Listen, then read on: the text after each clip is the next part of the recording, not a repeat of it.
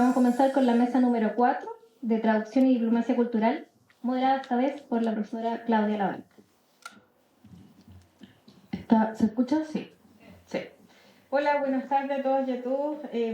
Sí, difícil volver después del almuerzo, así que un aplauso para todos nosotros que estamos acá. O con almuerzo o con el almuerzo acá. Mi nombre es Claudia Labarca, soy profesora de la Facultad de Comunicaciones de la universidad, soy investigadora principal del grupo Milenio que estudia el tema de China en América Latina. Y hoy día me tocó el honor de moderar esta mesa 4 de traducción y diplomacia cultural, donde nos van a acompañar David Opaso, Junzi Lan y Lucas Pavés. Vamos a comenzar con Lucas porque tiene un compromiso. Él presenta la ponencia Comunicación Intercultural como eje para la diplomacia pública, Chile mirando al Asia-Pacífico.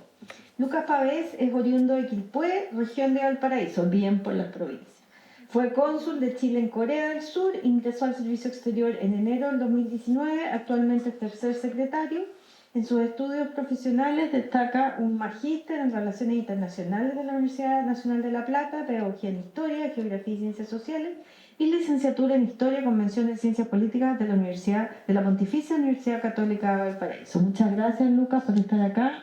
Escuchamos, te voy a hacer gestos cuando te pases de él. Muchas gracias. Muchas gracias, profesora, estudiantes, público en general. Me siento muy honrado de participar hoy en esta mesa de traducción y diplomacia pública. Ciertamente no estoy acá por mi experticia en la disciplina de la traducción, ya como bien escucharon, yo soy profesor de historia. Sin embargo, vengo desde mi profesión, que es ser funcionario del Servicio Exterior de Chile, es decir, diplomático de carrera. Y además de eso, actualmente me desempeño como encargado de India y de Corea en el Ministerio de Relaciones Exteriores y estuve destinado, como bien dijo la profesora Labarca, en Corea desde el 2021 al 2025. También fui parte de la preparación del año APEC Corea 2025, entonces desde esa área es que vengo a conversar con ustedes, pero haciendo el énfasis en que vengo a nivel personal y académico y no como funcionario del Ministerio de Relaciones Exteriores. No seré yo quien defina lo que es comunicación intercultural. Para eso la profesora Claudia Labarca tiene mucho más expertise que yo, entonces solamente mencionar que nos referimos a una interacción verbal y no verbal entre personas con distintos contextos lingüísticos, étnicos y culturales.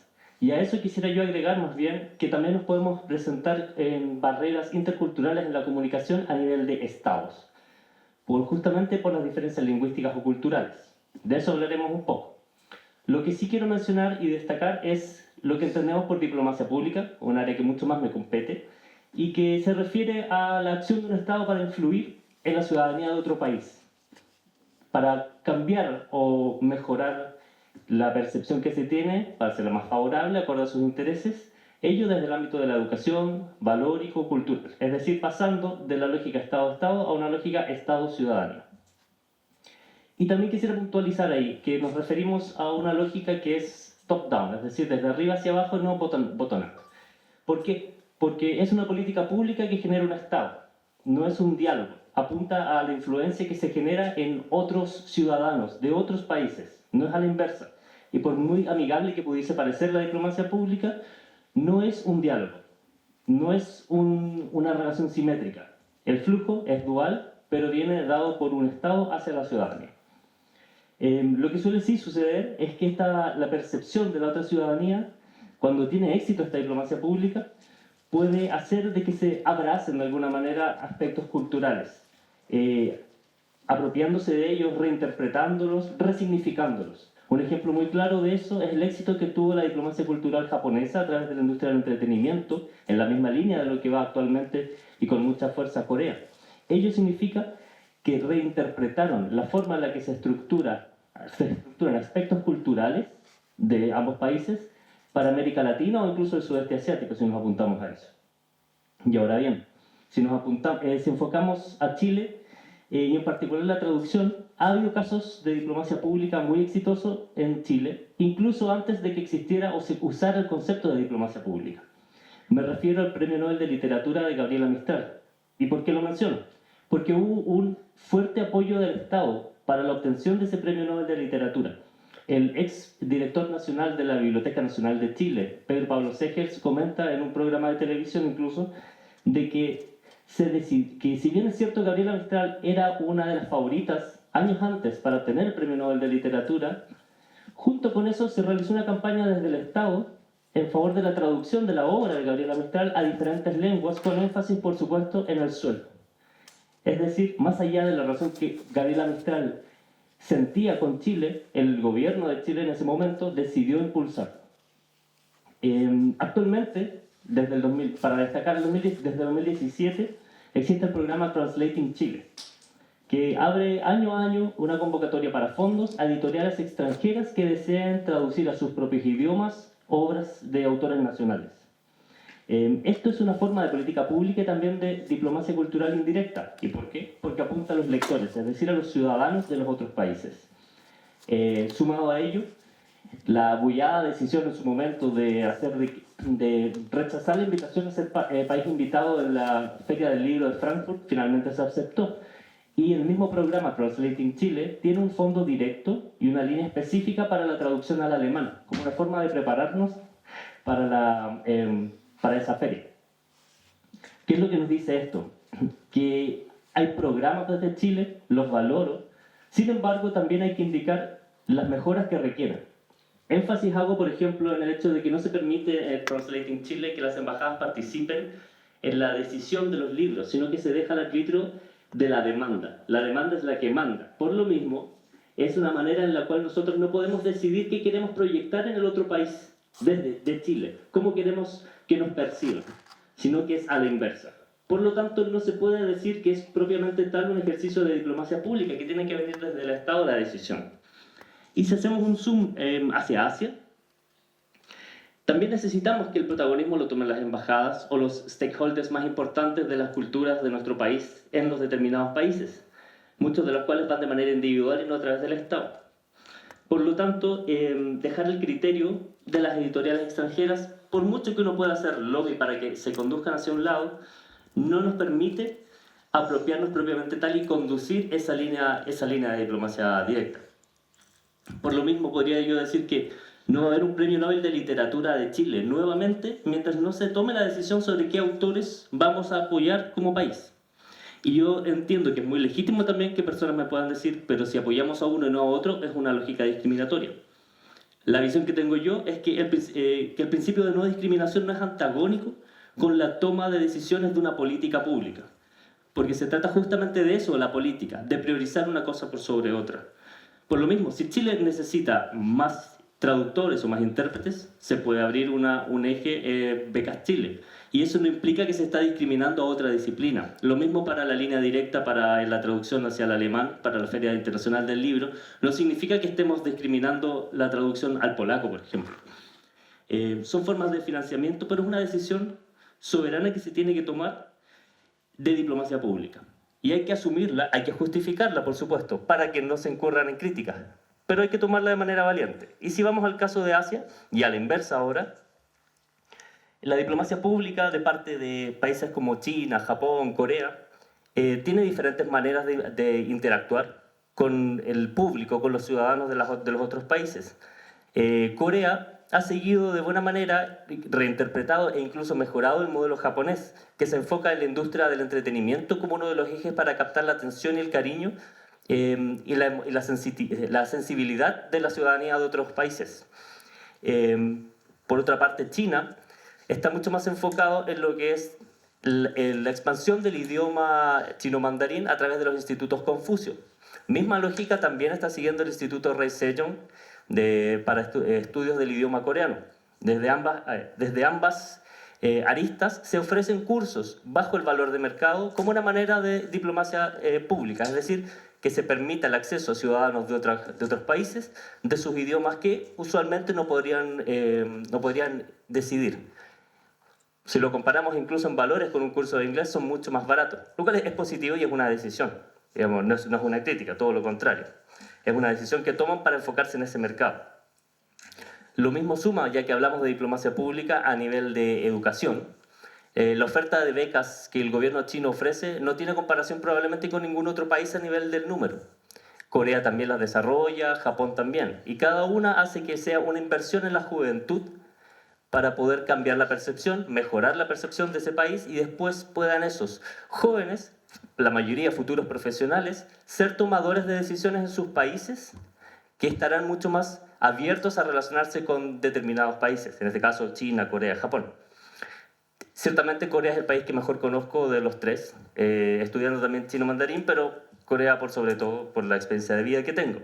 Y menciono entonces el LTI, que es el Literature Translation Institute, que tiene la función de formar traductores del coreano a otros idiomas. Ofrece becas para profesionales del extranjero, es decir, no coreanos, y el proyecto de título es la traducción de una obra coreana al idioma del cual ellos tienen la lengua nativa. Como lo ven, e indico también, esto es una manera unidireccional, es decir, desde el Estado de Corea, apuntando a los lectores de los otros países, reafirmando que no se refiere a un diálogo, aun cuando pueda tener factores en los cuales se puede incidir uno por sobre el otro. Y mi pregunta ahí para ustedes es, ¿podríamos generar como Chile una iniciativa de estas características? Depende. Del presupuesto. Exactamente, exactamente. Uno de los ejes es el presupuesto. ¿Está Chile dispuesto a financiar una iniciativa de esta índole? En su momento hubo un proyecto de AXID para que viniesen profesionales, profesores de español, no nativos del español, a formarse en Chile en el idioma español, en la Universidad de Chile, si mal no me equivoco. Pero Chile también podría crear incluso, si soñamos, o mejor dicho, si proyectamos, un Instituto Gabriela Mistral de la enseñanza del español y la cultura chilena. El presupuesto es uno de los factores, pero no es el único. También está la propia diplomacia pública de España, porque por supuesto el Instituto Cervantes es un eje fundamental. Y hasta cierto punto bloquea otras medidas que puedan surgir de países para hacer institutos de la enseñanza del español. Toda vez que nosotros tenemos la misma legitimidad y de la misma forma y una reinterpretación del propio idioma que nos permite tener nuestra propia línea hacia eso. Pero para no alargarme más, quisiera decir también, ¿tenemos 2 minutos? Perfecto. Que Chile es un buen recipiente de las culturas extranjeras, especialmente asiáticas. Sin embargo, si bien es cierto, China, Corea, Japón han tenido mayor éxito, India ha pasado de manera silenciosa, mucho más, y está más enfocada en lo que son los esfuerzos individuales académicos, como la profesora Jessica, pero no a nivel de política pública desde India hacia Chile. Ahí hay una gran brecha que se tiene que ver, y lo comparamos con el caso de Corea, que hace 20 años nadie sabía lo que era Corea. Y hoy, gracias a su diplomacia pública, la imagen de Chile o de América Latina es que es un país entretenido, moderno, tecnológico, abierto al mundo. Más allá de si lo es o no, lo que podemos conversar después, se ha cambiado la percepción. En honor al tiempo, voy a ir cerrando rápidamente, para decir que cómo va la diplomacia pública chilena hacia Asia. Siento que eso es un largo camino por recorrer, que estamos en una etapa muy inicial y actualmente en Asia, más allá de esfuerzos, más allá de nociones específicas como de Argentina y el fútbol, México y su gastronomía, se nos tiene como un gran México, un México ampliado, especialmente en Asia. Poco se sabe de Chile en su particularidad. Y para cerrar ya, profesora, es que pero esto hay que construirlo y cimentarlo como diplomacia pública, porque Argentina no es producto del Estado, perdón, Messi no es producto del Estado de Argentina, pero sí podemos decir que no existiría BTS con el reconocimiento internacional sin el apoyo de Corea hacia su industria del entretenimiento. Y la duda entonces es, ¿cómo puede Chile desarrollar la diplomacia pública en ese sentido? Muchas gracias. Muchas gracias, Lucas. Le damos un aplauso, Lucas. Para hacer ping-pong de género, vamos a escuchar ahora la ponencia de la traducción como mediación cultural, la construcción de metáforas políticas a partir de la poesía clásica china en el discurso diplomático. Yun Silan, estudiante de 4º año de la carrera de letras. No, eso me pusieron acá. Dime tú quién eres. Ya. Yo soy egresada de la Pontificia Universidad Católica y soy profesora del Instituto Confucio, como ha mencionado anteriormente. Yo soy profesora del Instituto Confucio y también soy traductora e intérprete de los organismos gubernamentales. Ya, entonces le vamos a tirar en la oreja al que hizo esta bibliografía, pero tiene formación complementaria en relaciones internacionales y sí, es asistente eso sí. del núcleo milenio Impactos de China en Latinoamérica y el Caribe.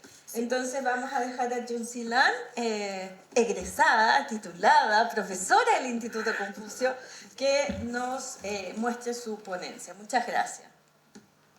Muchas gracias, profesora. Ya. En cambio, mi presentación, en comparación al compañero anterior, que voy a enfocar solamente a diplomacia china, específicamente a poesía china en la influencia de la traducción. Para ordenar un poco, yo voy a hablar de las 4 partes. La primera parte es un contexto, un análisis de casos, y después una conclusión y unas referencias biográficas. ¿Sería mejor estar de pie? No sé, tenemos 15 minutos.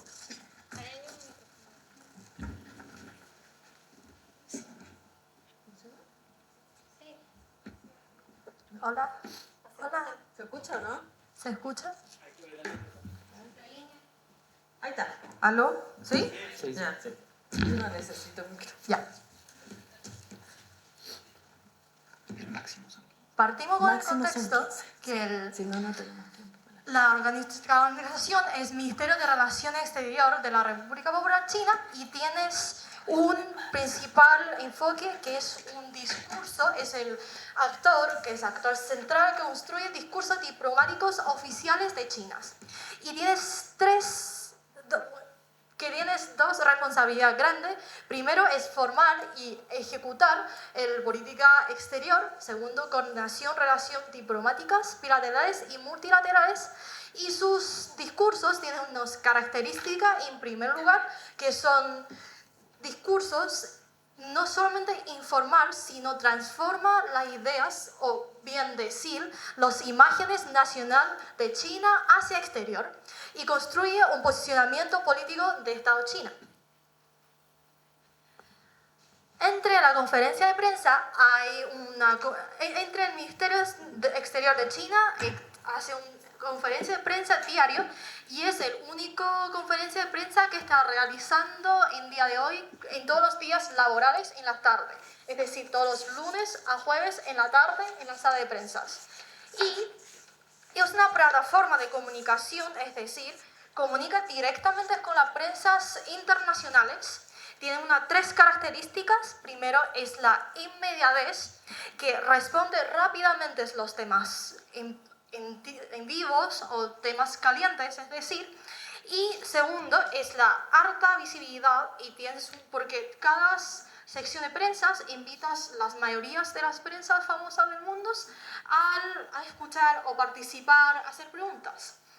Tercero, tienes un control, es decir, todas las fuentes de discurso son semi-preparados. Los presentadores van a presentar basado en base de presentación y de ahí ellos van a responder la pregunta que hacen los oyentes. Como funciones, tienes el posicionamiento oficial, como mencionaba anteriormente, y construye un marco interpretativo sobre temas globales. Esas son las imágenes. Ya. Pasamos a otra parte de la presentación, que es la poesía china. La poesía china existe muchos tipos. Esto es uno de ellos, porque esta es poesía Tang y está escrito en periodo aproximadamente 618 hasta 907 después de Cristo, obviamente, y tienes una forma, un estilo bien específicos. Son generalmente 20 caracteres o formado por 5 caracteres cada línea. Voy a mostrar el ejemplo después. Pero es un estilo bien específico y este periodo es el periodo del oro, ciclo de oro de China de poesía. Aquí está un ejemplo de una poesía. Este es chino antiguo. Chino antiguo que está aquí. Voy a moverme para allá. Esta es chino moderna, es decir, chino que leemos diario ahora actualmente. Y allá es el traducción español. Se nota las diferencias porque el chino antiguo es muy resumida y de una forma solamente tienes 20 caracteres, 5 cada uno, esa es la forma que hablabas. y son 4, entonces 4 por 5 son 20 caracteres solamente. En cambio, chino moderna actualmente para interpretarlo son todo esto. A español es más largo.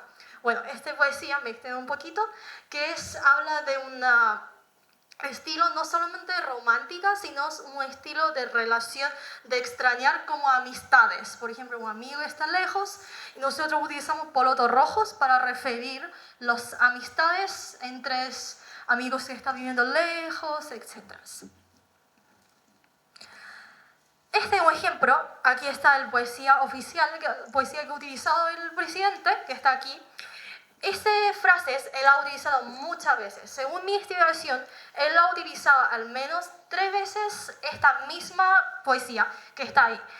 Yo puedo leerlo y es 山重水复疑无路，柳暗花明又一村. Para traducir a español normal es cruzando tantas montañas, cruzando tantos ríos, al parecer que no existe un camino. Sin embargo, viendo los faroles, viendo los árboles, está el siguiente pueblo. Es decir, él utiliza estas frases para referir como China, como posicionamiento de China, existen muchos caminos, no simplemente uno. Es decir, cruzando los puentes, cruzando otros desafíos, podemos llegar a otras etapas. Y él ha utilizado en 3 ocasiones. Primero es que es la 5ª edición de la Exposición Internacional de Importaciones de China en 2022. El segundo es una llamada en el 10 de septiembre de 2021 con el expresidente de Estados Unidos. Y el siguiente es la conferencia de APEC en 2013.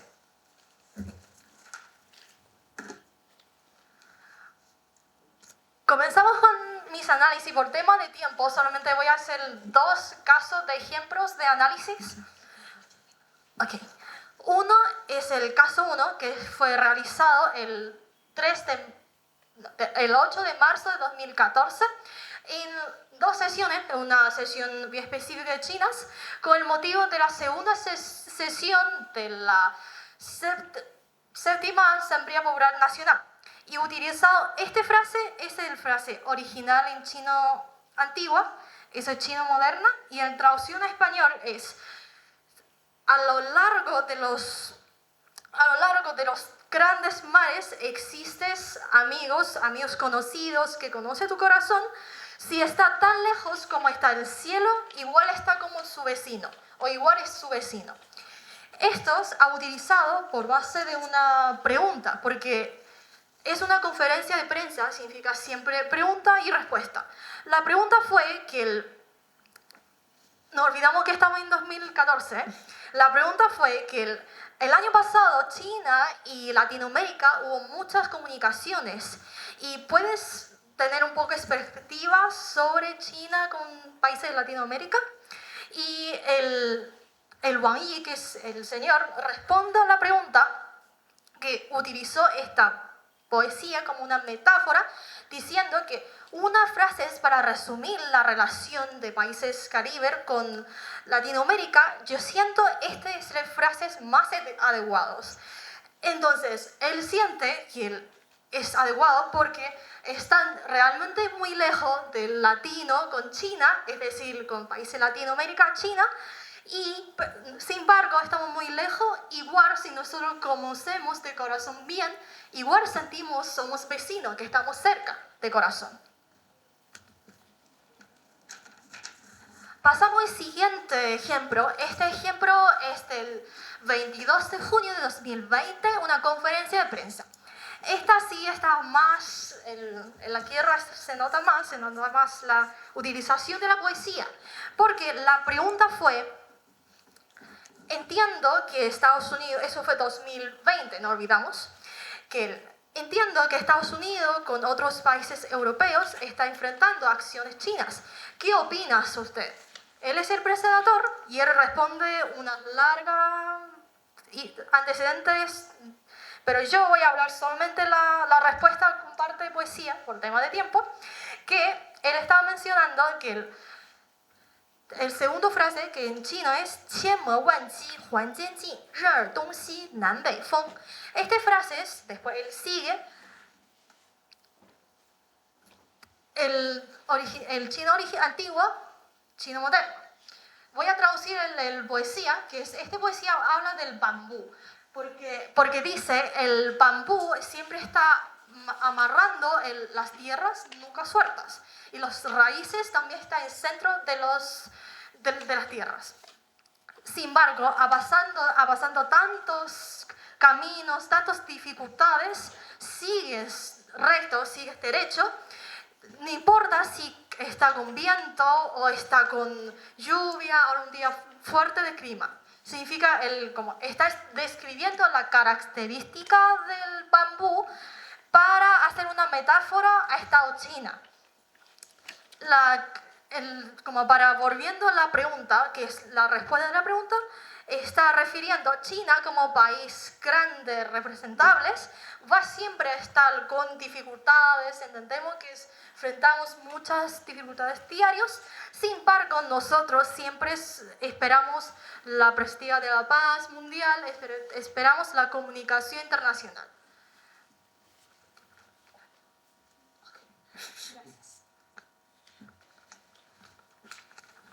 Basado en todos estos ejemplos, son pocos, yo sé por el tiempo, basado en todos estos ejemplos, voy a resumir por dos partes la conclusión.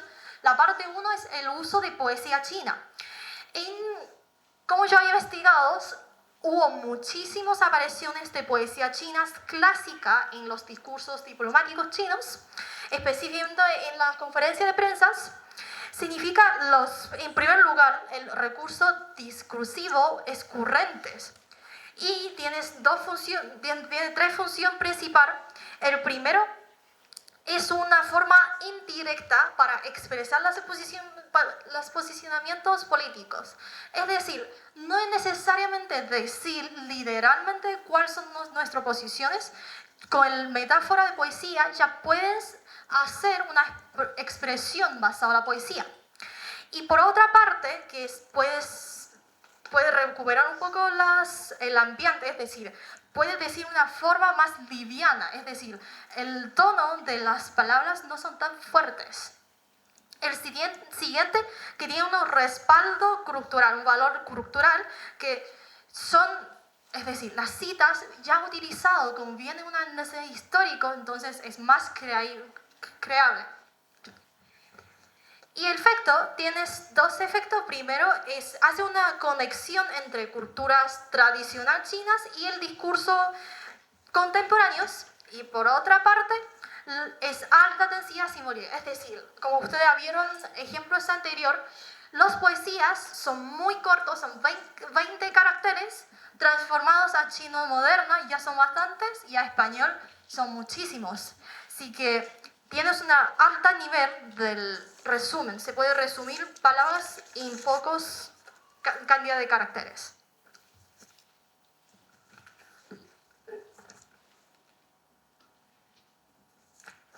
Por otra parte está la traducción como mediación cultural, es decir, en ámbito de diplomacia, la traducción de poesía no solamente una transformación de idiomas, es decir, no solamente transforma literalmente los significados, sino es una transformación de ideas de atrás, de culturas, de políticos, una reformación de ideas. Porque si traduzco literalmente palabra por palabra, nadie va a entender qué está refiriendo a la poesía.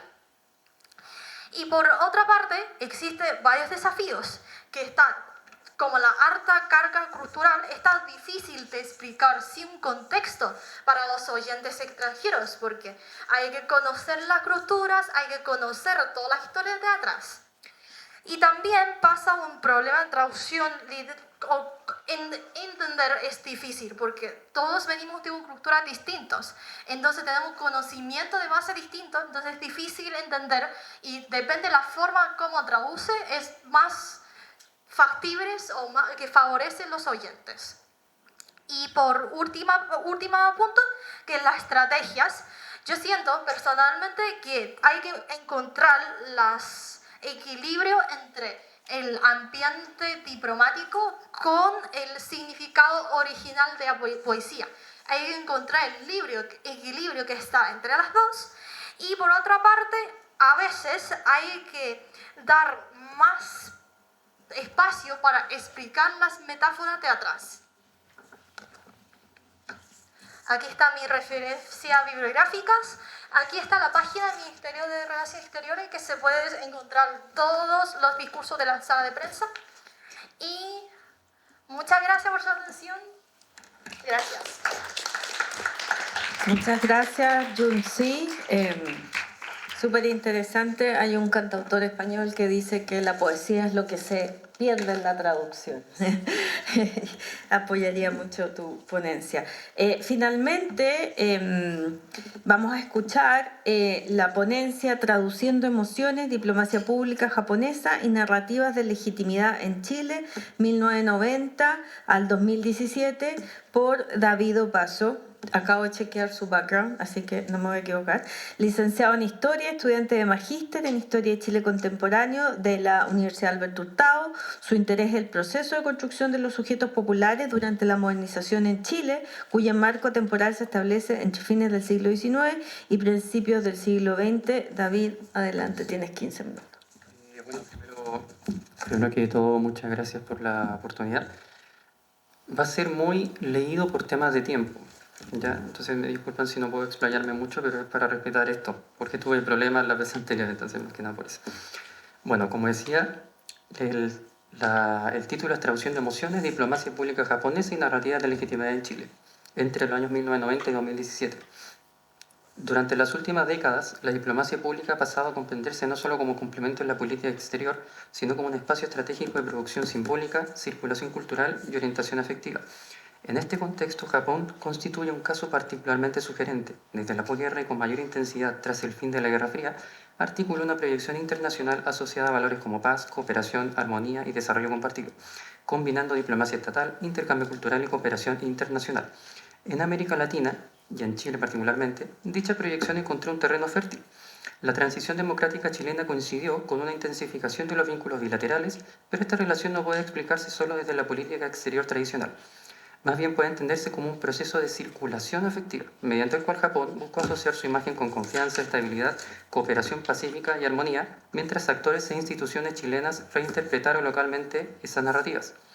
La hipótesis central de esta ponencia sostiene que entre los años 1990 y 2017 Japón proyectó hacia Chile repertorios emocionales de legitimidad fundados en paz, cooperación y armonía mediante discursos oficiales, cooperación institucional y prácticas culturales concretas.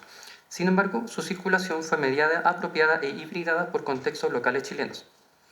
Metodológicamente, esta investigación se apoya en un análisis cualitativo de fuentes primarias e institucionales vinculadas a la proyección internacional japonesa entre los años 1990 y 2018, porque los Blue Book a veces el 2018 porque ve el año anterior, entonces, aunque sea 2017, por eso Blue Book 2018.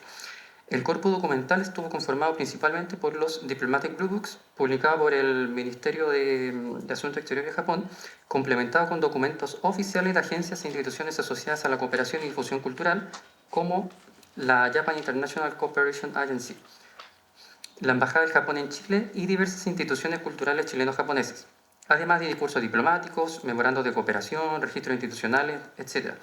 A partir de este conjunto, se realizó un análisis histórico y cursivo orientado a identificar repertorios normativos, lenguajes afectivos y dispositivos institucionales mediante los cuales Japón articuló narrativas de legitimidad internacional, así como sus formas de mediación y resignificación en el contexto chileno.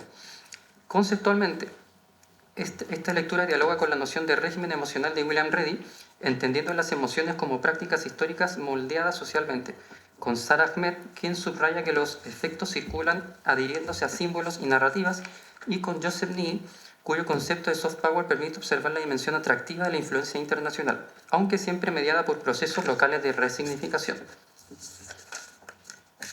Durante fines del siglo XX, el Estado japonés construyó deliberadamente un repertorio normativo afectivo, articulado en torno a la democracia, cooperación, intercambio humano y resolución pacífica de conflictos. Ya en el Blue Book del año 90, el Ministerio de Asuntos Exteriores de Japón vinculó el fortalecimiento democrático global con la expansión de contactos people to people, programas de intercambio y entendimiento mutuo. En el año 92 profundizó esta línea mediante conceptos como International Contribution Cooperation for Peace e International Cultural Exchange, consolidando una imagen internacional fundada en responsabilidad global, cooperación pacífica y diálogo cultural. En América Latina esta narrativa adquirió densidad. Japón presentó a la región como socio estratégico y espacio de afinidad normativa, reafirmando durante décadas un lenguaje sostenido en democracia, derechos humanos, Estado de Derecho y cooperación pacífica. Sobre esa base discursiva descansó luego una arquitectura diplomática más estructurada. Desde el 2008, en un contexto marcado por la creciente presencia china, Japón redefinió programáticamente su relación con la región. Los Diplomatic Blue Books entre el 2009 y el 2016 muestran este tránsito desde una legitimidad mayormente declarativa hacia una institucionalización concreta de la proyección exterior. Primero, mediante 3 pilares: fortalecimiento económico, apoyo al desarrollo estable y cooperación.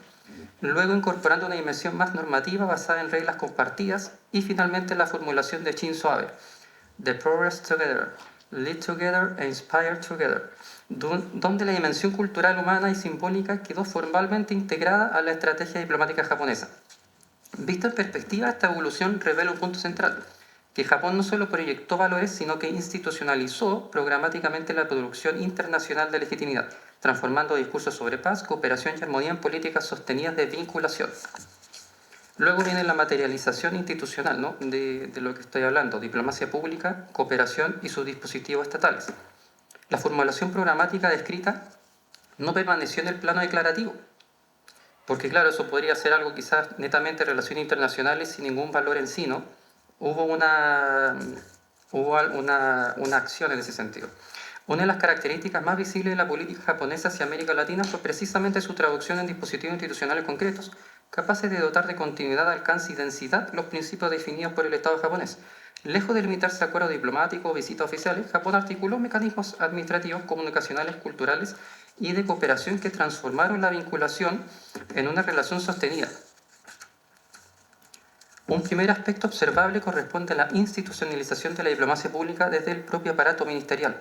El Diplomatic Blue Book del 2012 señala que la creciente influencia de las tecnologías de información y del social media hacía necesario proveer información en Japón para que el público estuviese más activo, razón por la cual el Ministerio elaboró estrategias y planteamientos para una diplomacia pública que incluyera relaciones públicas mediadas por elementos culturales, implementándolos de manera que sea flexible y efectivo.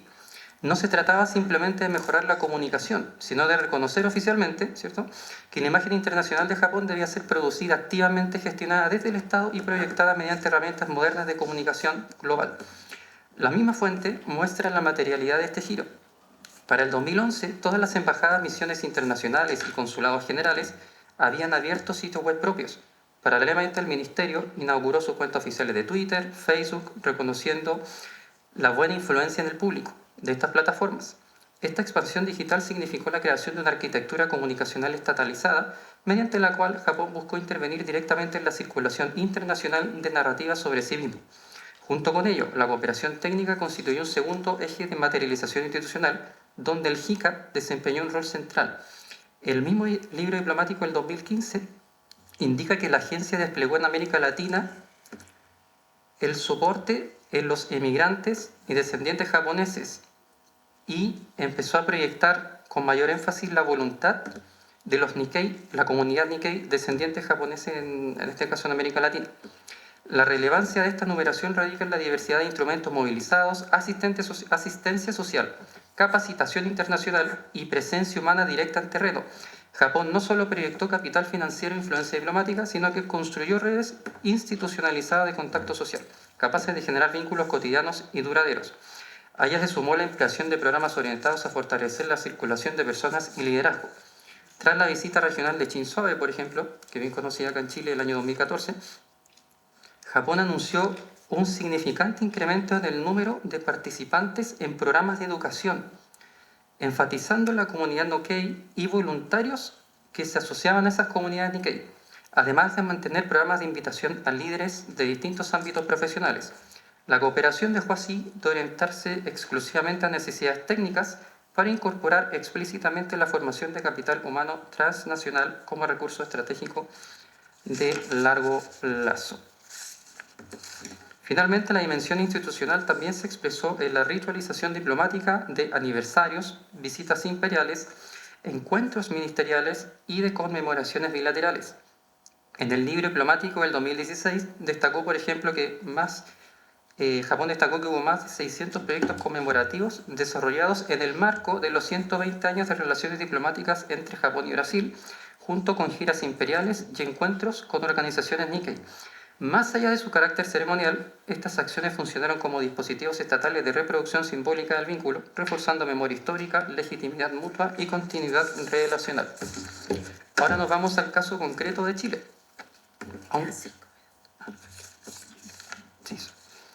Aunque la proyección japonesa hacia América Latina fue concebida fundamentalmente desde una escala regional amplia, como muestran los libros diplomáticos, donde Chile aparece inscrito dentro de marcos más extensos de cooperación política, intercambio económico y afinidad normativa, no implica ausencia de especificidad histórica local. Por el contrario, precisamente porque Chile participó de esta arquitectura regional relativamente generalizada, es posible observar con mayor nitidez cómo ciertos dispositivos institucionales, espacios culturales y formas de cooperación adquirieron localmente características particulares. En este sentido, puede sostenerse que Japón buscó proyectar en Chile un régimen emocional de paz y democracia, donde memoria de posguerra, cooperación pacífica, reconstrucción colectiva y valores de armonía encontraron resonancia en el contexto chileno desde el año 90 en adelante. Los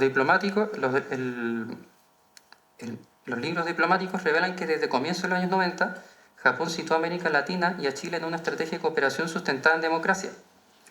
Aquí ya empezamos a ver Chile y América Latina.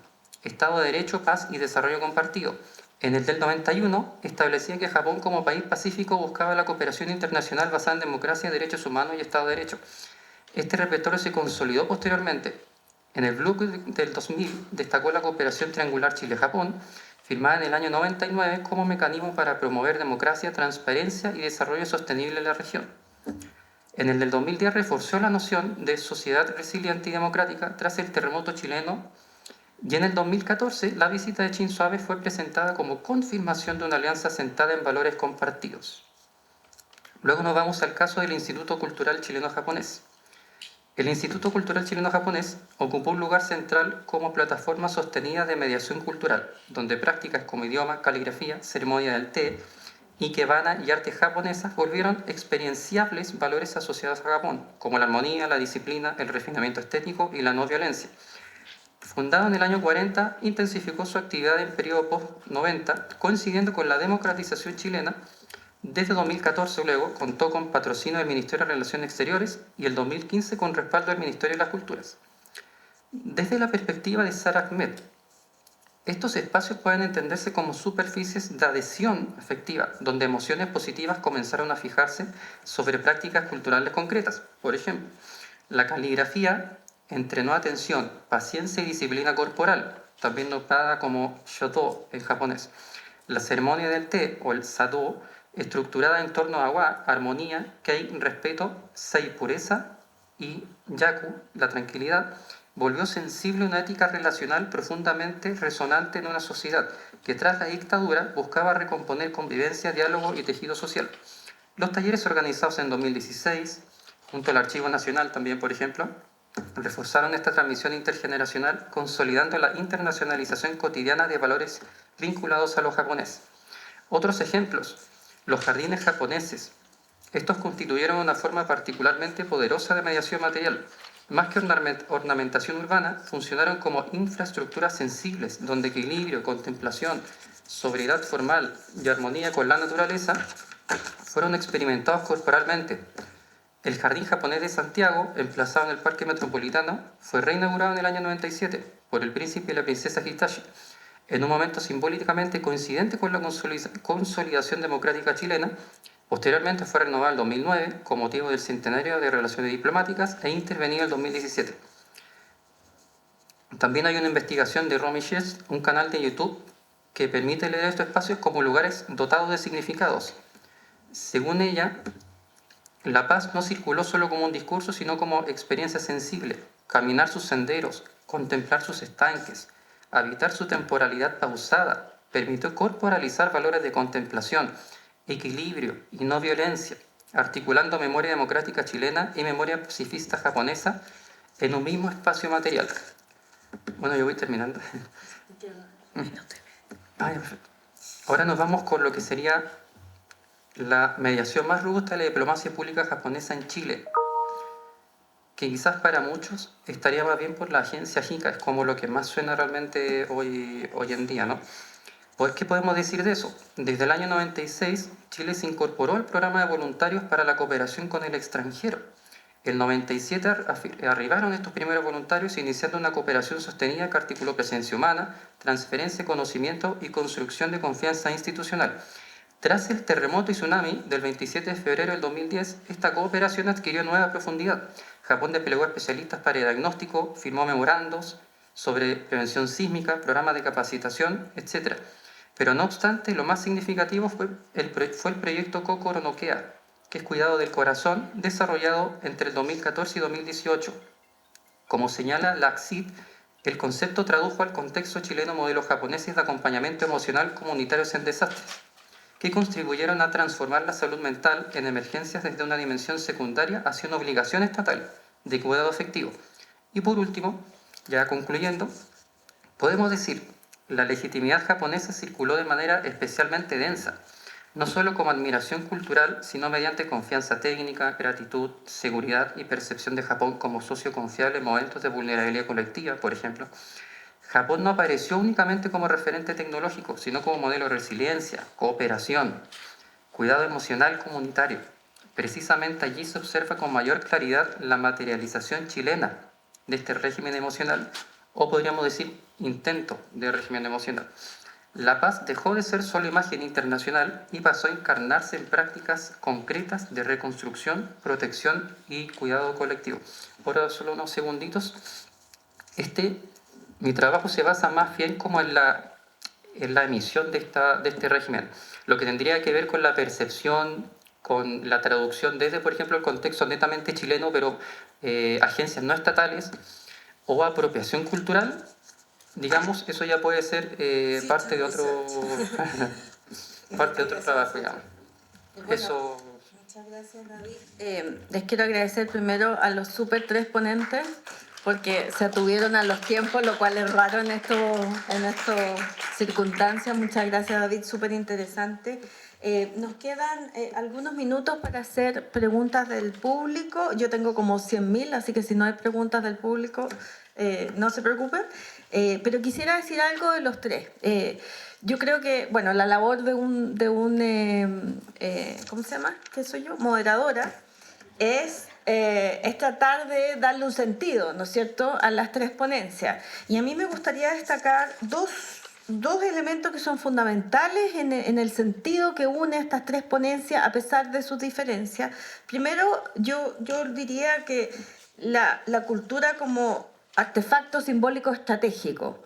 O sea, se habló mucho de la reinterpretación, de la resignificación, de las distintas bases culturales, pero al final del día la diplomacia pública es estrategia. Y esa estrategia, y como muy bien decías tú, David, también hay que estudiar no solo la emisión de ese intento de estrategia, sino también la recepción, que no es parte de esta mesa, pero también es muy interesante así que los futuros investigadores que están aquí sentados podrían mirar también no solo la parte de la emisión, sino que también la parte de la recepción. Y lo segundo que se habló mucho acá fue de las narrativas que se construyen, basadas en poesía, basadas en el K-pop, que esa la conozco mucho porque tengo hijas chicas, entonces el K-pop lo conozco, y basada en la emocionalidad, como fue tu ponencia. Al final del día las narrativas son comunicación. Y comunicación en el más puro sentido de la palabra, comunicación no solo como una narrativa, sino que como que busca un proceso, una acción, una respuesta. Y volvemos de nuevo al tema de la recepción, digamos, pero este es un intento comunicativo. Y acá quisiera dejar un pequeño pelo en la sopa, como se dice en Chile. Yo me cuestionaría si la diplomacia pública o las acciones del Estado no constituyen parte de un diálogo.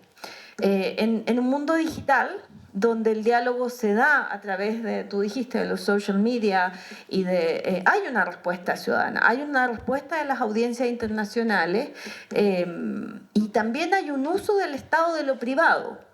Es decir, el K-pop, si bien pudo haber tenido financiamiento o las estrategias de muchas de soft power que tiene China, también está mediatizada por actores privados en algunos casos y que sería necesario o creo yo interesante considerar.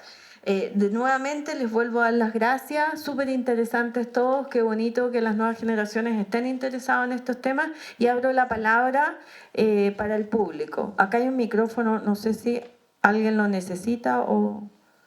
¿Sí? Para hacer preguntas. Así que abro la palabra. Si alguien quiere hacer una pregunta específica, tenemos todavía tiempo para contestarla. ¿Dónde hay una...?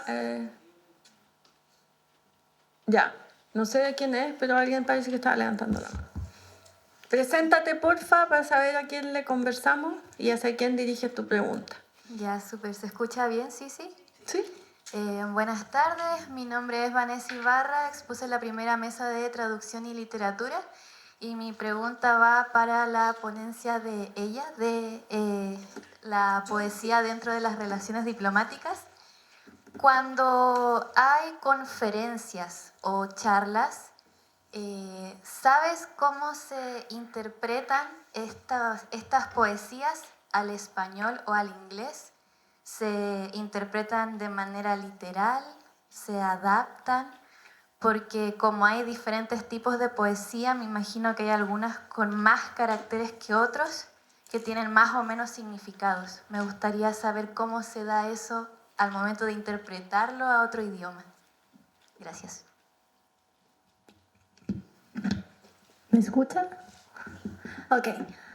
Gracias a la pregunta. Sí, por mi experiencia personal este trabajo como intérprete, de mi caso, si es una intérprete no simultáneo, es decir, uno habla y otro espera el momento para explicarlo, en mi caso yo explico todo el significado de la poesía, traducir completamente la traducción. Es decir, voy a tratar de resumir un poco el contexto sumando el significado de poesías.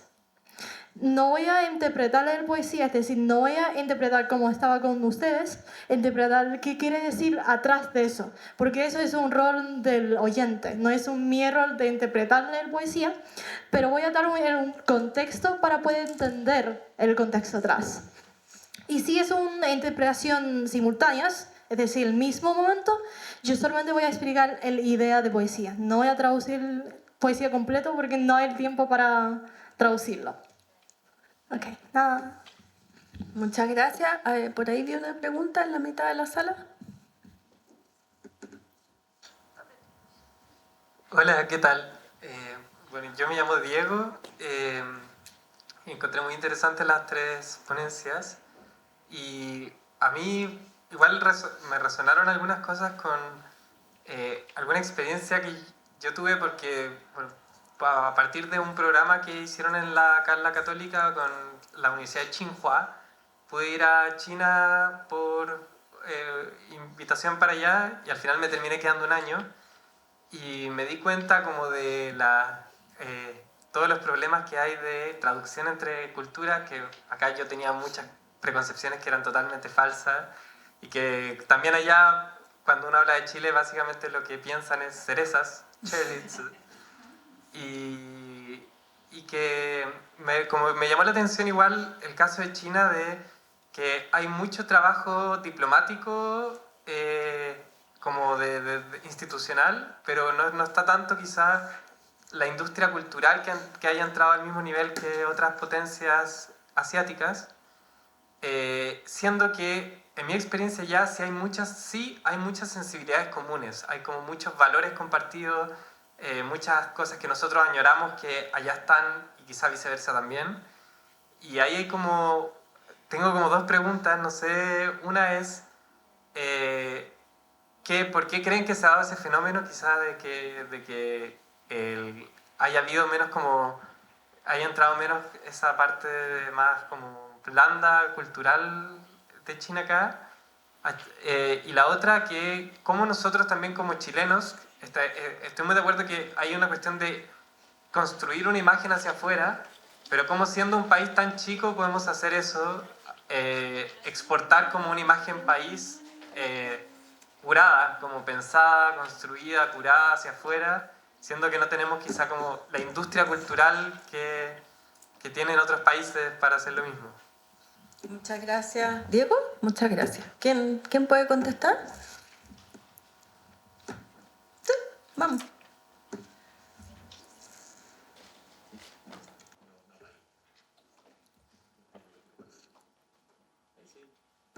No pasa nada, ahí sí. Ya. Patudamente voy a responder la parte de China igual. Y creo que hay una diferencia. Por una parte, la industria cultural china sí está expandida, no tanto a Europa y América Latina, pero sí al sudeste asiático. Y también responde a los valores culturales que quiere destacar. Y apunta también a las comunidades chinas en el exterior. Desde Tailandia en adelante, por ejemplo, Indonesia, las mayores comunidades chinas que existen fuera del país. Singapur, por ejemplo. Entonces, te voy a poner un ejemplo muy concreto. Cuando nosotros vemos la película Mulan, la historia de amor es el eje, ¿cierto? Y nosotros queremos que Hua Mulan se quede con el príncipe, el guerrero. No me acuerdo muy bien, pero que queden juntos, ¿cierto? La historia de Hua Mulan y las películas, digamos, chinas, no de Disney, apuntan a que el mayor valor es el sacrificio por la patria. Entonces no se queda con su enamorado, sino que se tiene que ir por su patria, por su familia, por su honor. Entonces eso hace que haya una desconexión respecto de la industria cultural norteamericana que se ha fundado y se ha arraigado mucho en América Latina en particular y en Europa. Y también me tengo que ir yo, pero pueden seguir acá, es sobre la parte de diplomacia de Chile, diplomacia pública de Chile. Los recursos son un punto importante, pero también las decisiones, y considero que Chile sí tiene una gran industria o un gran desarrollo, un gran acervo cultural que podría desarrollar. Falta hacerlo, pero la influencia que tiene la música chilena en América Latina es muy importante. Actualmente es muy superior a lo que era la Argentina de los 90, que ahí era sin parangón. Eso fue, digamos, ahora es América Latina vinculado desde Chile, desde el electropop hasta incluso el trap en adelante, es muy fuerte eso. ¿Cómo Chile, como política pública, como política cultural, lo ha apoyado? Es ahí la duda, pero ahí hay un gran eje. El segundo, que siempre va a existir, es Chile, país de poetas. Eso es un mantra. La duda ahí es, ¿hasta cuándo vamos a seguir solamente enfocándonos en Pablo Neruda y Gabriela Mistral? Ni siquiera se conoce a Vicente Huidobro o Pablo de Roca, pero más allá de ellos, que me encantan, necesitamos nuevas figuras, y eso es lo que yo apuntaba, que no va a haber un nuevo premio Nobel de Literatura chileno mientras no se decida apuntar a la traducción de esas obras. Muchas gracias. ¿Alguien más quiere contestar esa pregunta? Y ya daríamos por terminado porque estamos en el tiempo, ¿verdad? ¿O no? ¿No estamos en el tiempo? ¿Sí? ¿Puedo agregar una parte de Sí. respuesta? Basada como... Hola, ¿me escuchan? ¿Ahora sí? Sí. Ok. Como él respondía de la película Mulan, ahora voy a responder de la parte literata, es decir, la parte de poesía, porque existe una poesía completa de esta historia. Y esta historia es basada en una poesía, es decir, no es un mito de nada, surgió hasta Disney. Es una poesía y la poesía es larguísima. Para las edades cuando estábamos en colegio todo era un desastre para memoriarlo, y es una poesía larga, como decía mi compañero, que el enfoque no está en amor, el enfoque está en primer lugar como en nación, la patria, y segundo lugar es él ha ayudado a sus padres, que está en posición de sus padres, para enfrentar, para ir a la guerra, es decir, la relación entre hija y padre, es decir, tema de familia. No es un tema simple de amor, sino es un tema de patria y tema de familiar. Entonces el enfoque para Disney es distinto.